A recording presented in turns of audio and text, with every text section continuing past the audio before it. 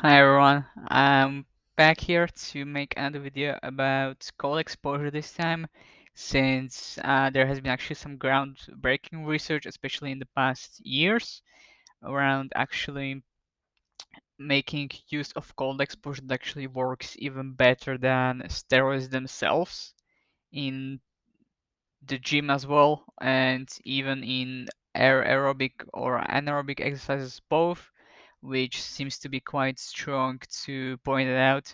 And I wanted to also share this with you because I think it's quite interesting to see that there is a neurobiological way also that we can actually use cold exposure to basically have higher performance, actually up to 300%, which seems to be quite high, but there are also some bases around how does it actually work and also why does it work.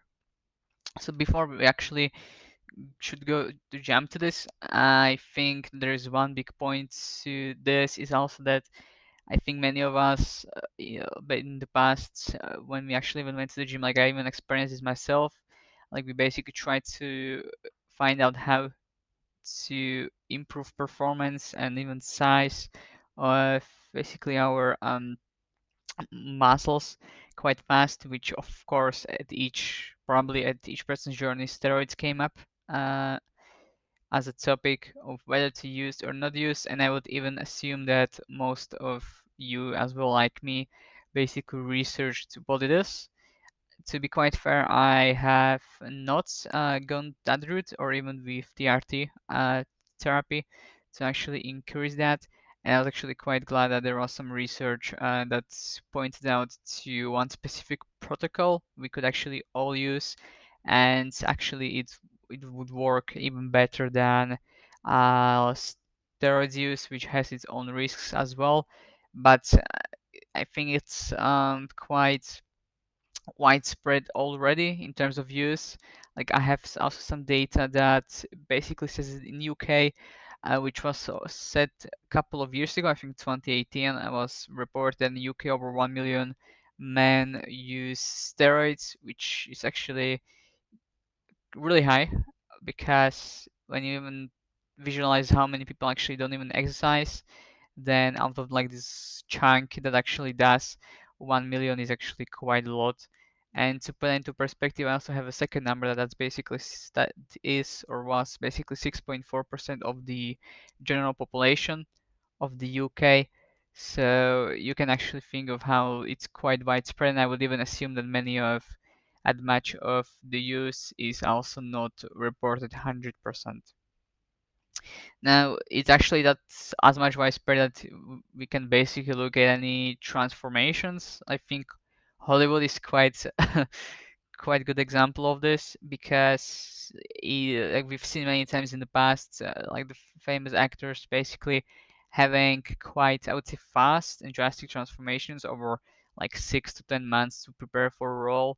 And I think we've seen many times basically jacked bodies that came up, and that was even more jacked than naturals would have, even like it's a 5 to 10 years of training, and this is basically done consistently through the actors. And what's actually quite interesting is if you actually look at the same people in their 20s, since most of the famous actors actually reach their 30s, which is also kind of the main peak of men later down the line, but we can skip that topic in this session as well.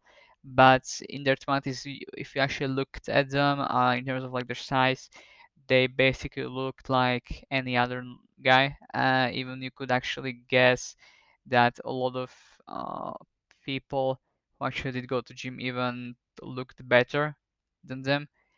But it seems like Hollywood, at least for their actors, consistently pumps them out to have, I would even call them unnatural improvements in just a couple of months, which has been quite a bit consistent. I won't actually say names, but I think we can all visualize what we would actually mean. Of course, take this with a grain of salt, mostly these statements. But of course, we all know that it's quite fast transformation usually that will actually take us at least, I would actually imagine for myself that could actually take 5 years to actually do. So then the second question comes up, should we use steroids to also go into this? Or is there a better way, which is why I made this video about cold exposure, because it seems that there is a better way to use it to basically gain performance improvement, which then in turn can translate to both reps and also the weight. And I think it's quite actually amazing that it, and I'm quite surprised it hasn't been talked about because this has been studied like already a couple of years ago, and I think it's even been known for more than a decade or even two decades that it actually does work this way.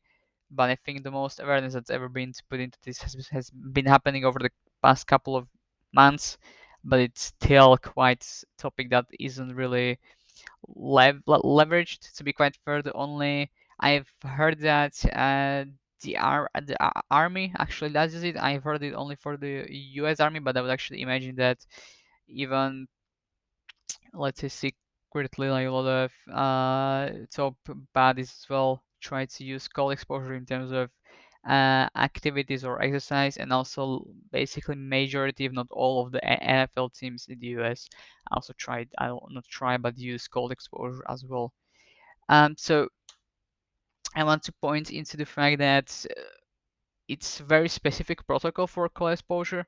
You shouldn't think of this as, or like we wouldn't assume that it will be cold exposure in terms of jumping into a lake, that's basically ice cold, but there are basically specific pathways that enable you to, let's say, pump cold into the core of your body, which then helps you to also ease up the increase in temperature in your muscles when you actually do use them, but we can also jump into how it works.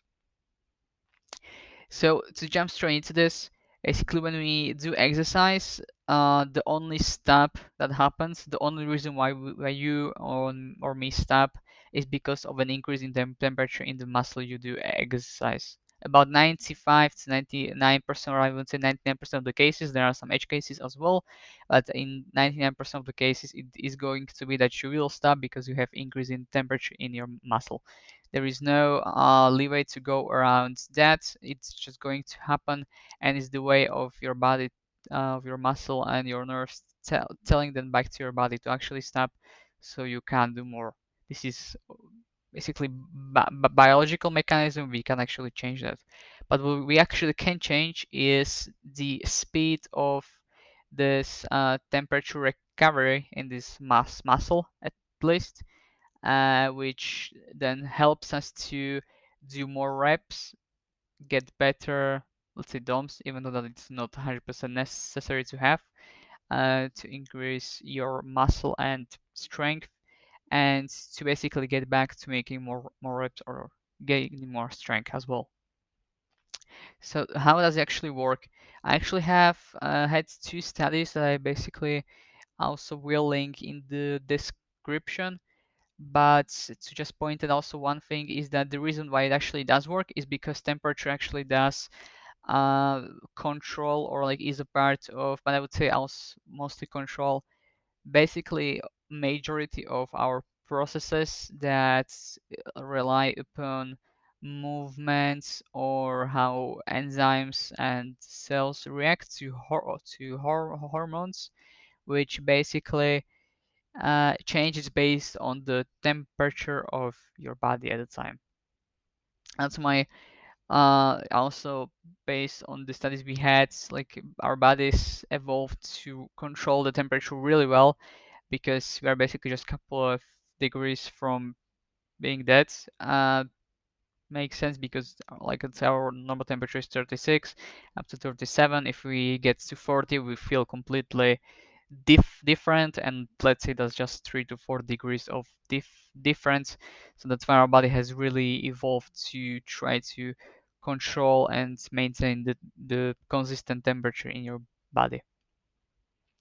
So then you can ask how we can actually use this cold exposure and what is the exact protocol to use, since even let's say these militaries use these protocols now, or professional teams as well.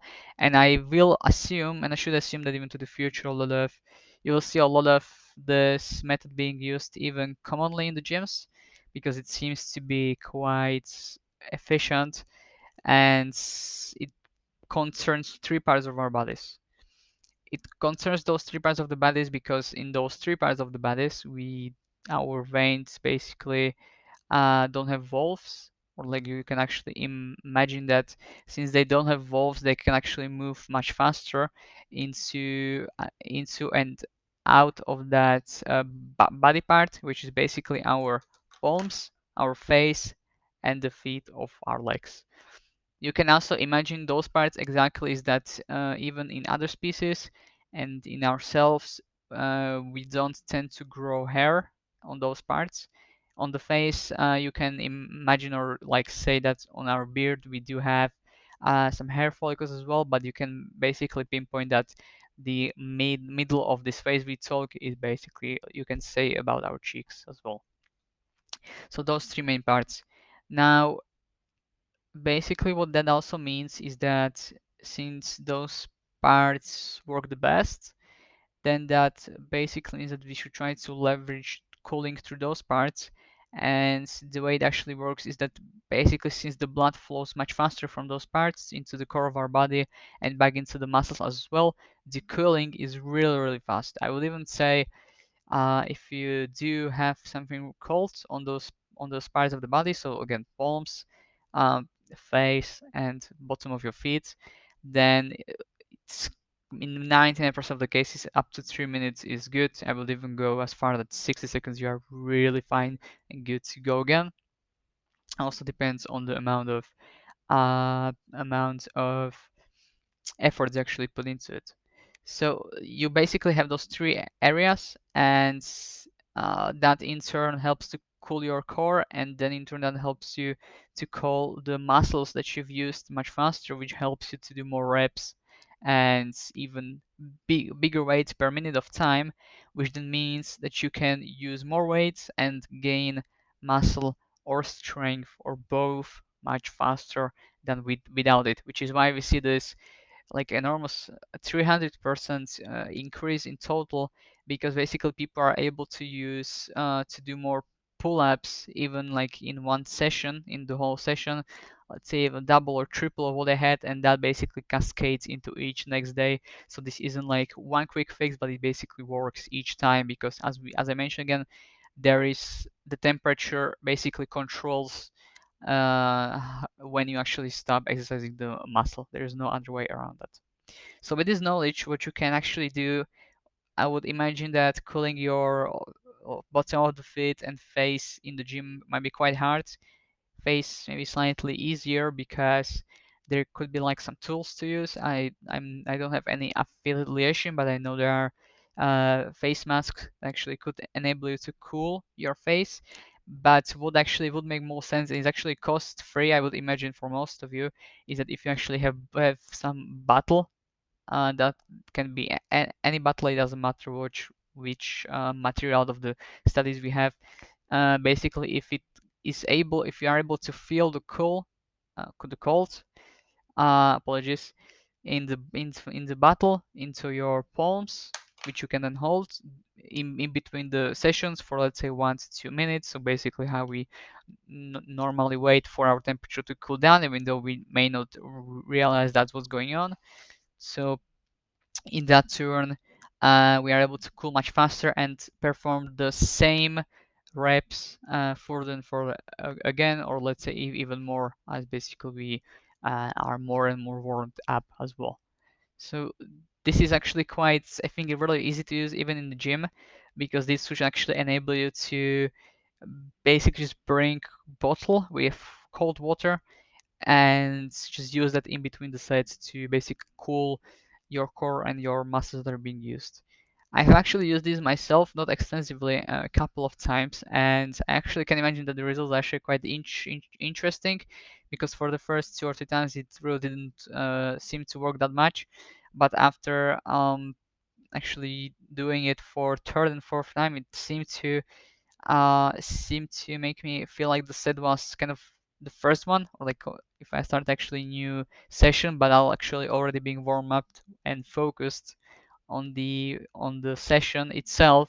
So basically, it feels like coming into a new body, let's say, and you try to do this exercise again, but you already have the focus and the warm up to do it without having increase in the muscle itself.